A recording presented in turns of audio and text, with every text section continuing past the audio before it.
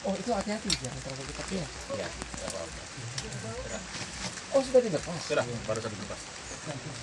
Pakai celana dulu. John, you are very good man. Oh, have you? Kalau pas pakai celana bapak dilepas.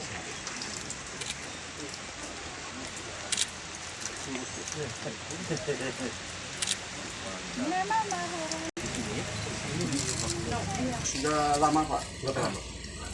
Ya sekitar 3 tahun lah. 3 tahun tinggal di sini.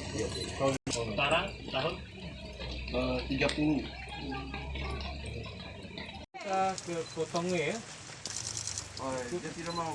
Bersama-sama kita. kasih nomor ya apa? Ya, Entah, mau sama. Suster siapa yang mau? Polisi ya. Baik ya?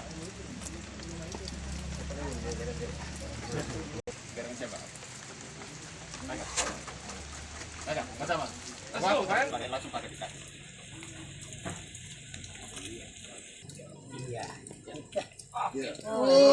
yes. Batman. Batman. Go to Korea.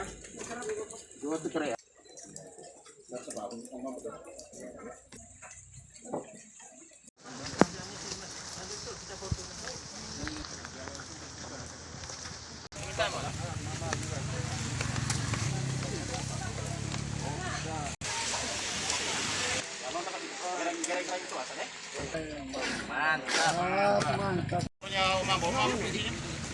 Ada di rumah kuncinya.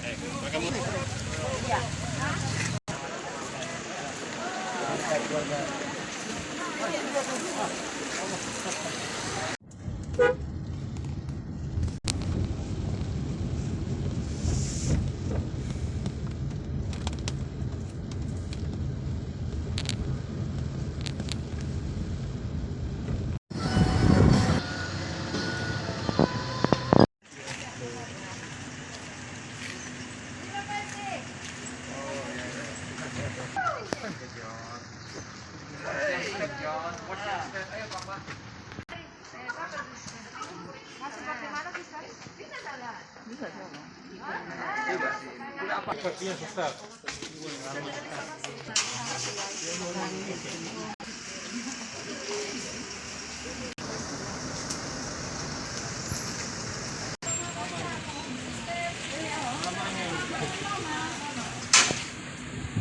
Ini bagian tindak lanjut dari kegiatan yang dilakukan kerjasama antara pemerintah dan Kementerian Kesehatan. Selama 5 hari Kementerian Kesehatan membimbing, melatih para dokter dan perawat bagaimana cara pengobatan, cara mendiagnosa orang-orang yang dengan gangguan jiwa, baik ringan maupun berat. Nah, salah satu kegiatan nyata yang dilakukan, kita mau karena data kita saat ini ODGJ itu ada 440 orang seluruh Manggarai Barat. Yang dipasung itu ada 51. Nah, hari ini 1 dari 51 itu kita bebaskan dia dari pasung. Lalu tadi saya baru dari Dalong bersama Pak Direktur ini, dan kita bawa ke sini dan kita bersyukur bahwa suster di Biara Kotongna ini mau menerima dan merawat yang 1 orang.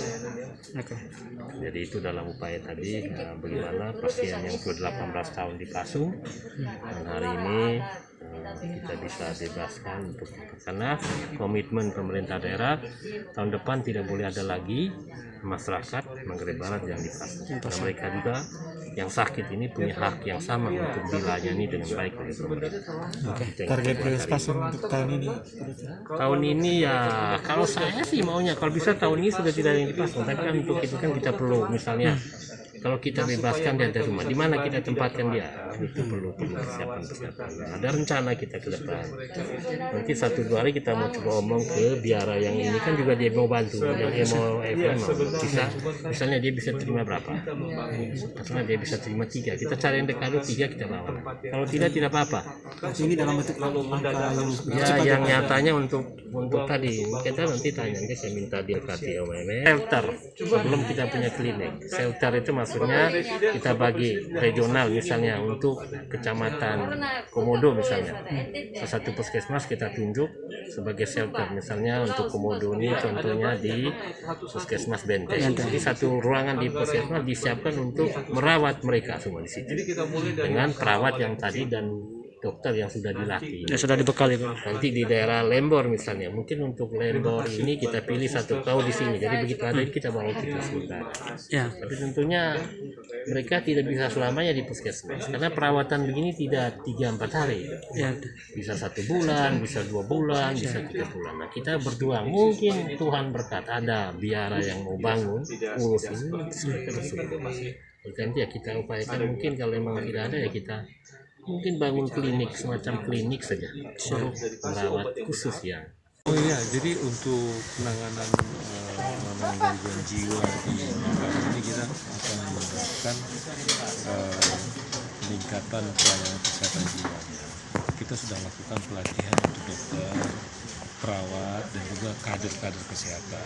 Tujuannya supaya setiap orang yang bekerja di setiap puskesmas itu mampu untuk menangani orang dengan gangguan jiwa.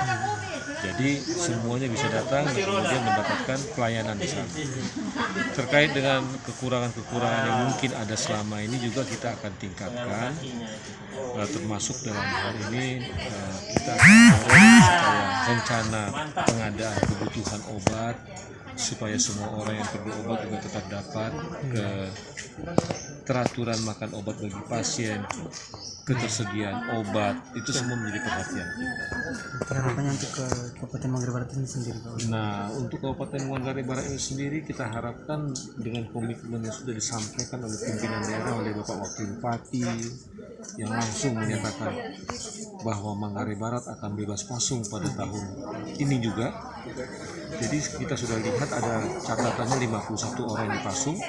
Yang 1 orang ini adalah langkah awal kita untuk kita lepaskan dari pasung dan kita rawat. Maka 50 orang yang tersisa dalam waktu 4 bulan ke depan ini akan segera dibersihkan sehingga Manggarai Barat dapat untuk bebas dari pasung. Ini yang kita harapkan. Soal biaya perawatan dari BGJ ini, kira-kira apakah ini ditanggung pada keluarga atau Kementerian Kesehatan akan menanggung? Jadi untuk pengobatan pada orang dengan gangguan jiwa ini, oleh karena mereka ini adalah sebagian besar adalah masyarakat dengan ekonomi lemah, jadi masyarakat miskin, itu kita akan lihat mengenai status kependudukannya ada atau tidak KTP-nya. Apabila tidak ada KTP, maka KTP-nya akan kita usulkan untuk segera diadakan oleh Dukcapil, sehingga dengan KTP yang ada bisa untuk diikutkan sebagai peserta JKN, Jaminan Kesehatan Nasional. Dan kalau mereka itu masuk dalam sebagai peserta Jaminan Kesehatan Nasional dalam PBI, jadi pemerintah yang membayarkan iuran BPJS-nya, maka pengobatannya ditanggung oleh pemerintah melalui Jaminan Kesehatan Nasional. Tapi memang ada komitmen dari pemerintah untuk menanggung semua biaya. Itu komitmen dari pemerintah untuk masyarakat kita yang tidak mampu. Dan tentunya juga dari Pemda sudah menyampaikan komitmen seperti itu. Saya yakin tahun ini masalah pasung di Manggarai Barat dapat untuk dituntaskan. Mudah-mudahan tahun ini segera selesai, tidak ada lagi kasus pasung di Manggarai Barat. Oke. Mungkin untuk pertanyaan terakhir ini, dengan label super premium Kabupaten Manggarai Barat, terus angka orang dalam gangguan jiwa sekarang itu 442. Itu kan angka yang luar biasa juga. Ya. Ada tidak terobosan baru untuk membangun satu Paskes di Manggarai Barat terkait itu? Karena kemarin Pemda Mabar wacanakan untuk menempatkan satu puskesmas, itu kan, tapi itu belum pasti juga. Dari Kemenkes ada tidak terobosan baru untuk membangun Paskes itu?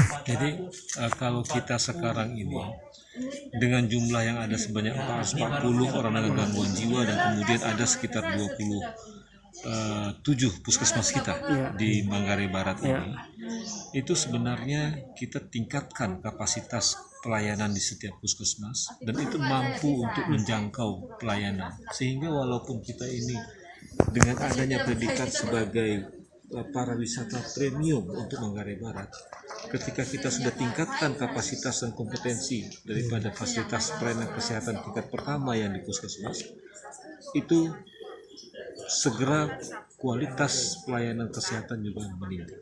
Jadi sejalan dengan predikat pariwisata premium tersebut.